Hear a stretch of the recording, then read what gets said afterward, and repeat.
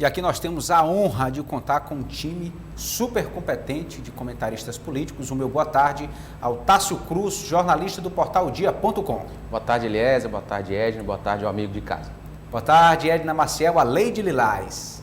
Boa tarde, Eliezer. Boa tarde, Tássio e a nossa audiência. Meus amigos, o governador Wellington Dias assinou nesta quarta-feira, dia 22, a parceria público-privada do Parque Zoobotânico de Teresina, que será transformado em um bioparque, a partir do conceito de educação ambiental e lazer sustentável, voltado para toda a família. Vamos ouvir o governador.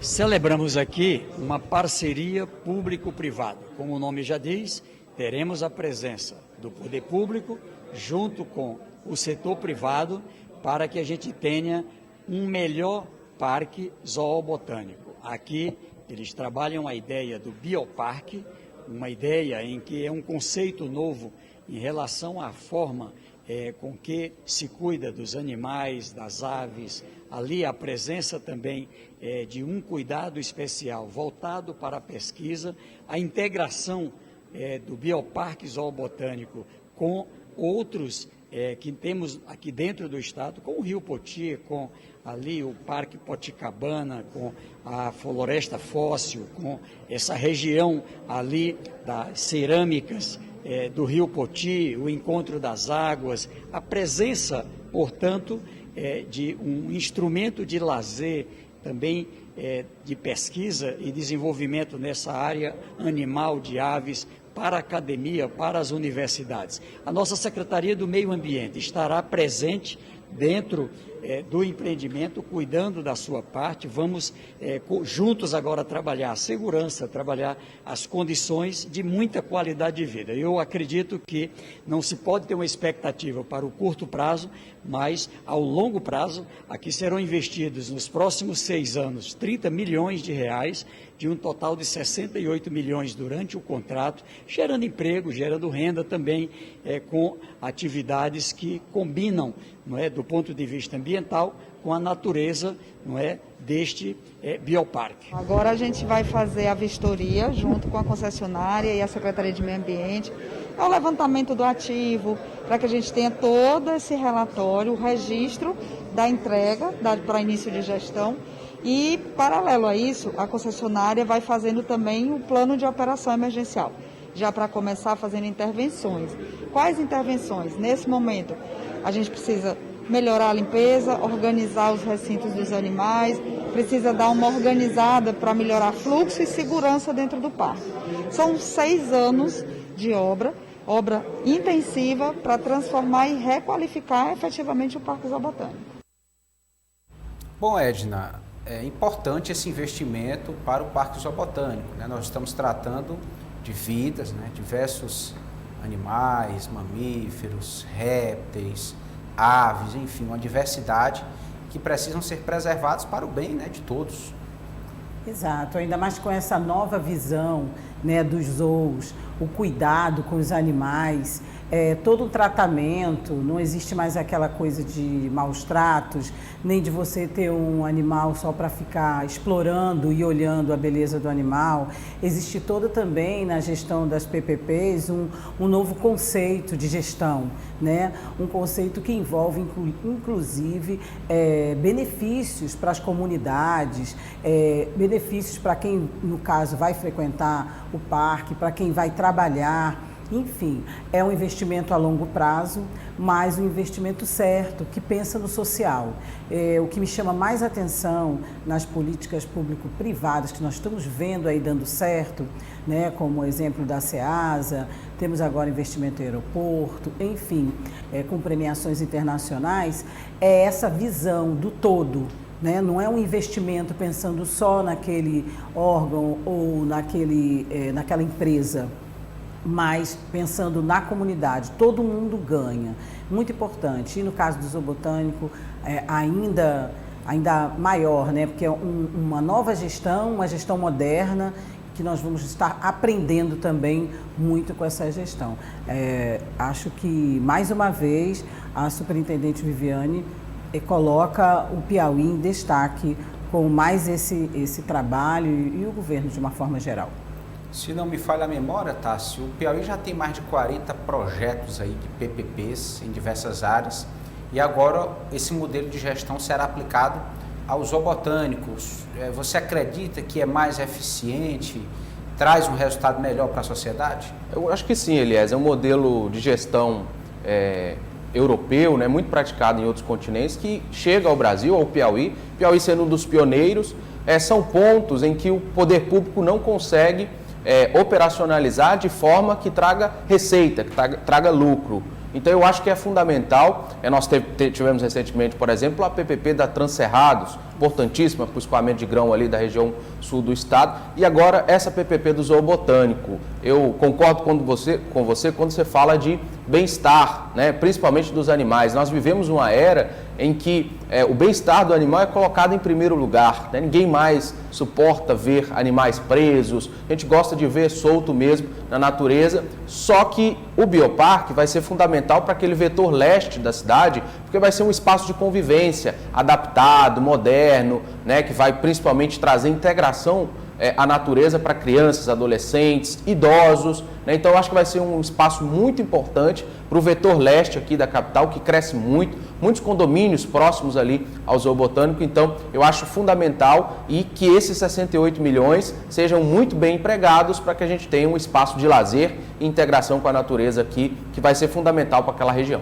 Interessante também que uma empresa se interessou, né, em alguns projetos no dia do anúncio ali que a concorrência é aberta, nem sequer aparecem empresas, mas no caso dos zoobotânicos isso não aconteceu, né?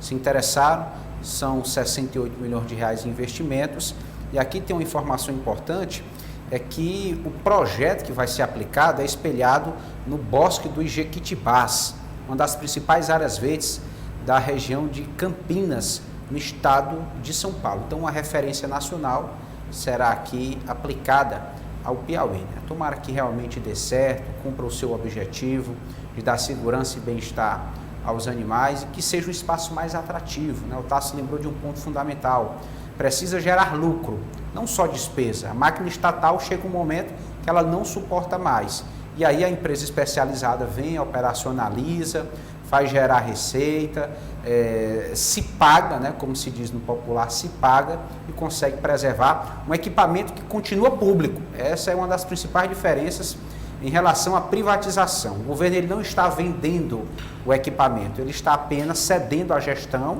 a administração por um determinado período de tempo e a empresa que ganha é obrigada a fazer um determinado investimento, cumprir uma determinada meta de investimento em um período de tempo delimitado. Então, como imprensa, vamos continuar fiscalizando, acompanhando e medindo a satisfação da sociedade com esta PPP para o Parque Ambiental Zoobotânico.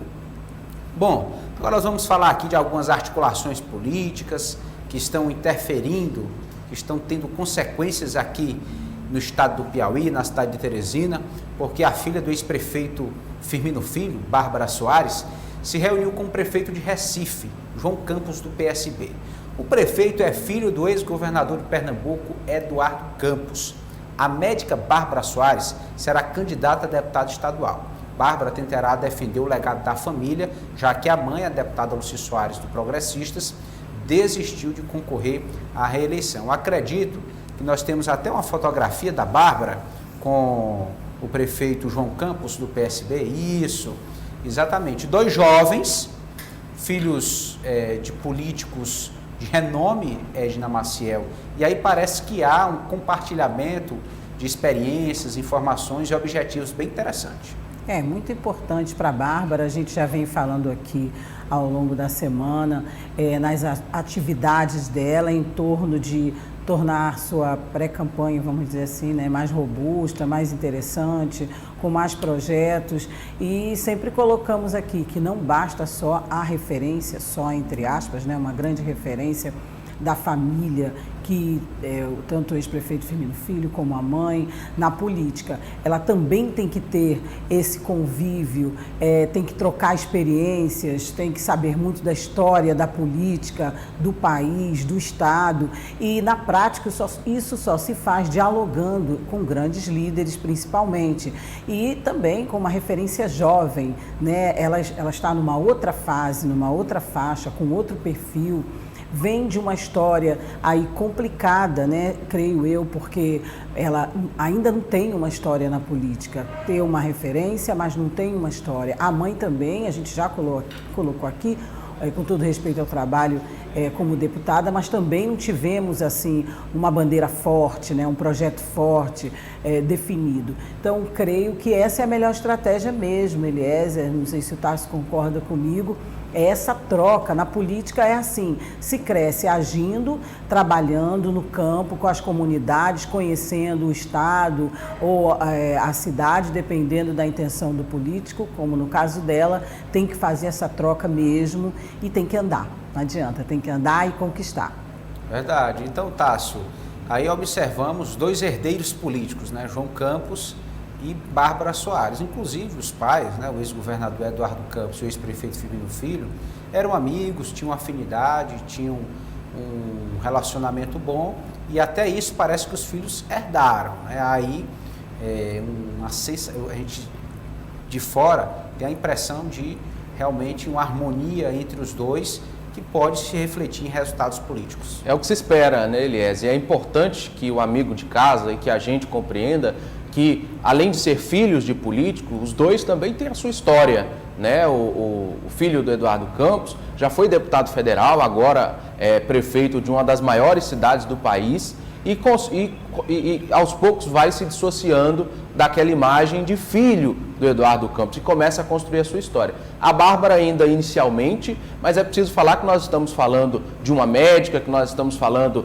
de um administrador, de um gestor que é o João. Então, assim, eu acho importante associar até determinado ponto, mas esperar os próximos passos, né? E é o que a gente espera de uma gestão pública, né? Que os dois possam colocar na gestão pública aquela bagagem que trazem, né? E eu acompanhava no Instagram da Bárbara um relato muito bonito dela lembrando das palavras do pai, citando muitas vezes, o Firmino várias vezes citou Eduardo Campos, né? Quando ele dizia que nós não podemos desistir do Brasil, e o Firmino sempre falava, né? Nós não podemos desistir de Teresina, né? Vamos adiante, vamos lutar. Então, assim, são histórias parecidas, e ela fazia um relato muito bonito em agradecimento a ele e ao pai, né? Então, eu acho que é importante a gente ver esses primeiros passos políticos da Bárbara, os primeiros passos políticos dela enquanto pessoa pública e ao lado do filho de Eduardo Campos, que já tem uma história mais consolidada, já foi deputado federal e hoje é prefeito de uma das maiores cidades do Brasil. Bom, realmente é bem interessante como alguns constroem a própria história, a própria imagem e conseguem se dissociar do pai ou da mãe que foi político, ou do marido ou da esposa. É um processo realmente importante. Chega um momento que o vínculo familiar não é mais suficiente para atrair votos, é preciso ter uma personalidade própria, um serviço prestado, construir as próprias condições políticas para assim permanecer. Bom, vamos tratar agora de outro assunto, porque nós temos aqui informações, meus amigos, a respeito do deputado Severo Eulálio, do MDB. O parlamentar resolveu declarar que só prefere esse lançamento da chapa majoritária governista na época das convenções, nem em janeiro, nem em março, mas para o meio do ano. Vamos ouvir essa fala do deputado Severo Eulálio, do MDB? Acompanho pela imprensa que vai ser lançado 15 de janeiro, mas o período de desincompatibilização é só no final de março, no começo de abril, então acho que é um pré-lançamento aí para colocar as cartas na mesa, mostrar quem são os possíveis candidatos. O Partido dos Trabalhadores, com toda a base aliada, já tem essa informação, acho que o Piauí já está sabendo mais ou menos dessa informação, da intenção do Rafael ser o nome da base aliada para concorrer ao governo do Estado. Acredito que isso aí só será uma oficialização, porque nunca foi tratado dessa forma, de forma direta. Apesar de todos saberem, a imprensa saber, o Piauí todos saber, nunca foi tratado de forma direta, nunca foi dito, serei candidato a governador do estado do Piauí.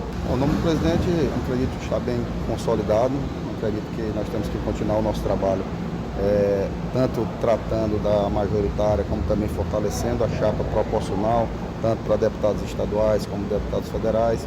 Teremos o prazo que os deputados poderão mudar de partido sem ter perigo de perder o mandato, que será muito importante. Nós sabemos que esse ano de 2022 nós não temos coligações, todos os partidos marcharão sozinhos, então tem que fazer uma composição dentro do partido, tentando atrair o maior número de candidatos para que possa sair fortalecido da eleição de 2022.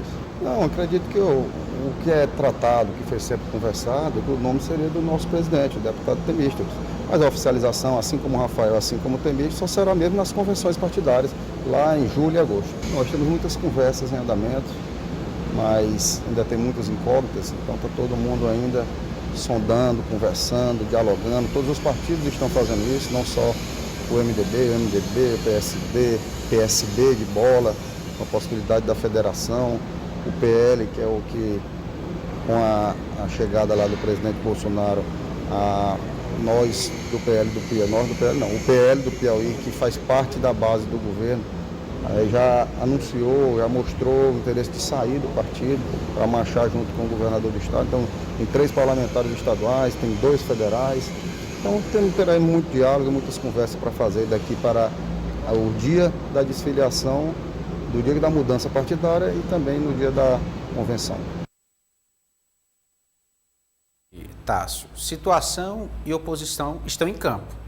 Os líderes estão visitando os municípios, as bases, trabalhando como pré-candidatos. Mas ninguém se diz candidato até o momento. O que é melhor, lançar no começo do ano para não perder tempo ou ter prudência até as convenções para fazer uma apresentação mais firme ao eleitor? Historicamente, Eliezer, a oposição é quem sai primeiro, né? Porque normalmente o candidato precisa trabalhar mais a sua candidatura, né? E historicamente isso ocorre.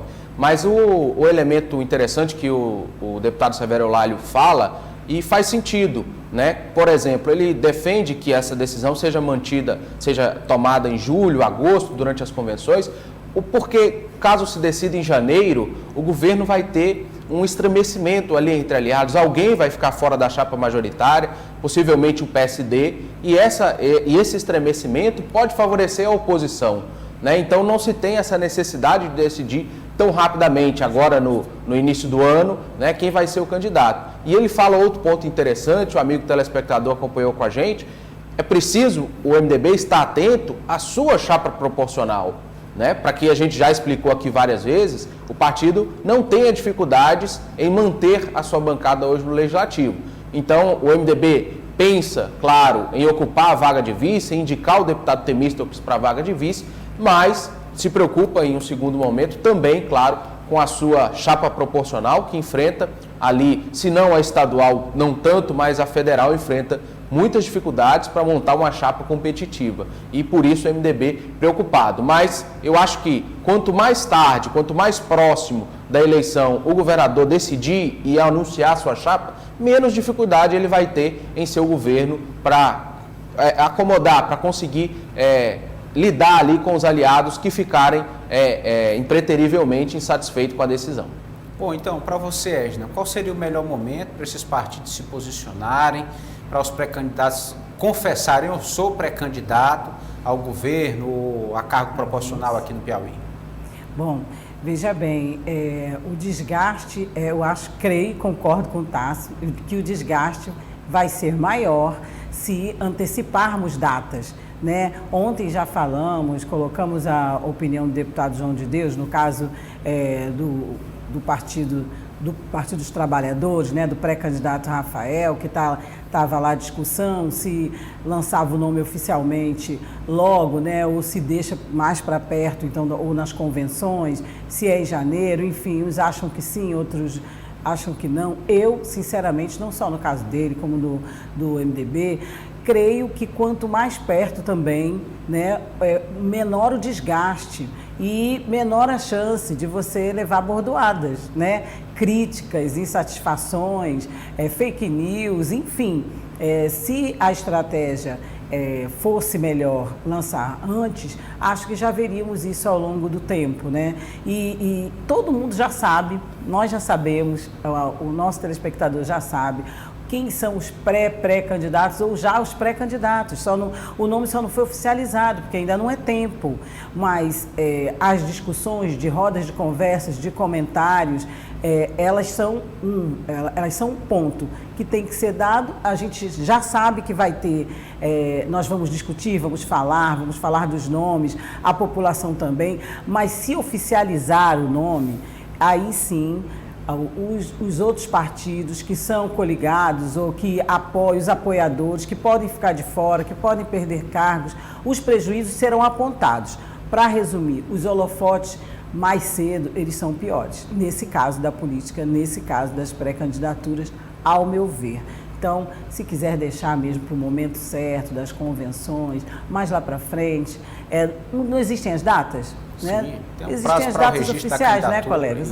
Então, vamos seguir. Eu acho que estrategicamente nós temos aí políticos experientes e que sabem lidar com isso, como o governador Wellington Dias, como o deputado Temístocles. Acho que tudo vai seguir esse rumo certo. E é importante lembrar de uma característica básica, até repetitiva da política, a dinâmica. Exato. Então, a realidade de janeiro pode ser diferente da realidade de março, pode ser diferente da realidade de julho. Fatos acontecem, a conjuntura muda. Então, se puder esperar, manter um ponto de equilíbrio até o prazo estipulado pela Justiça Eleitoral, é mais seguro, tanto para a situação quanto para a oposição, trabalhar, mas sem se comprometer tanto, né? Se prevenir para não correr maiores riscos de ter que refazer uma estratégia, de ter que mudar. Por exemplo, nós estamos dizendo que determinadas figuras são pré-candidatas, mas elas mesmas nunca disseram. Não anunciaram. Se não forem candidatas, elas terão aí um argumento para justificar. Dizem, olha, nós nunca fomos candidatos, nunca dissemos isso, houve especulação.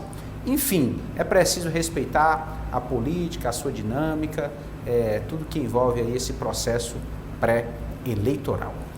A deputada Tereza Brito, do Partido Verde, avaliou as motivações e possíveis consequências da federação que pode unir PV e PT. Vamos ouvi-la. Quem quis quem trabalhou e quis essa coligação, a formação dessa federação, foi o ex-presidente Lula. Não foi a cúpula do partido, mas foi o ex-presidente que disse, eu quero PV, vamos atrás do PV, foi ele que foi atrás. Ele mesmo que deu o tom da coisa, né, desse trabalho. E a nível nacional de partido, não foi o presidente que trabalhou isso, não foi a deputada Tereza Brito, vice-presidente. Foram outros estados que trabalharam isso também, entendeu? Tanto que dos 27 estados e o Distrito Federal, só teve 3 estados que não queriam a coligação, por conta das questões locais mesmo. E, inclusive, tem um que a gente não sabe como é que vai ficar, porque se os dirigentes atualmente que estão vão continuar. Inclusive, tem deputado estadual também lá, tem suplente senador que já assumiu o Senado, e aí eu tenho conversado, eu não sei como é que eles vão, mas nós temos a Bahia, que a Bahia, o PV, ele é muito ligado ao ACM Neto lá, tem já sempre com secretarias, com parlamento, com gestão bem efetiva, o Partido Verde. E aí o ACM Neto do DEM, agora foi unificado com o PSL, e ninguém sabe como é que vai ficar a Bahia. Eu tenho conversado com eles também, a dificuldade deles lá por conta disso. Então tem essas dificuldades, tem a Bahia, tem o Piauí, tem Roraima e parece-me que é o Paraná. São os 4 estados, mas a maioria democraticamente votou pela aliança, né, através da coligação. É justa essa que está a deputada Tereza Brito, do Partido Verde. Combateu o governo do PT nos últimos anos e agora está na iminência, por uma questão de conjuntura nacional, de se aliar ao Partido dos Trabalhadores. Já foi até chamada de petista, de integrante do PT na Assembleia, não é, Tasso? Isso mesmo. Ontem o deputado Temístocles fez uma brincadeira, né? E chamou, com a palavra a deputada Tereza Brito, do PT, brincando com ela, e ela disse, não, isso é coisa séria, não vamos falar sobre isso. Mas é como você disse, né, Elias, uma saia justa e cria um embaraço, cria dificuldades. Os petistas já deixaram claro que não querem a Tereza Brito na federação ao lado da base governista, e ela também já deixou claro que não quer. Então, eu acho que o caminho pode ser sair do PV que ela estruturou, que ela criou e tanto lutou por ele aqui no estado. Já pensou, Edna Maciel, como tomar uma decisão dessa magnitude? Pois é, tem que pensar muito e tem que tomar a decisão certa de acordo com o que você quer, com o seu objetivo. E eu acho que o objetivo da deputada é ser reeleita ou se eleger, enfim. Ela tem o objetivo dela como política, né? Ela tem a carreira política, entre aspas, dela. Sabemos que a marca dela é o Partido Verde, mas se ela precisa mudar de partido, é aquilo que a gente estava falando anteriormente da dinâmica da política. Verdade. Quem é que imaginou Tereza Brito fora do PV? Né? E quem é que imagina Tereza Brito com o PT? Então, tudo pode acontecer, mas creio que ela e o PT, acho que não vai acontecer. É mais fácil realmente ela sair. Vamos ter que aguardar. Meus amigos, Vamos aguardar. Obrigado pela companhia de vocês, pela presença. Tássio Cruz, do portaldia.com. Bom final de semana, boa tarde, até a próxima. Elias, um abraço, Edna também, o amigo de casa, um Feliz Natal iluminado a todos. Né, que todos possam aproveitar o lado da família esse Natal, e um grande abraço a todos. Bom, só lembrar, Edna, aqui na sua despedida, que amanhã o programa é especial, já foi gravado. Então, um Feliz Natal a você, a sua família, e até a próxima semana. Obrigada. Um Feliz Natal a toda a família do Sistema Um Dia de Comunicação, aos familiares de todos. Estendo aí meu abraço mais apertado ainda nos nossos telespectadores, na nossa audiência. Feliz Natal. Muita paz, muita saúde. Esse foi o quadro Política do Dia.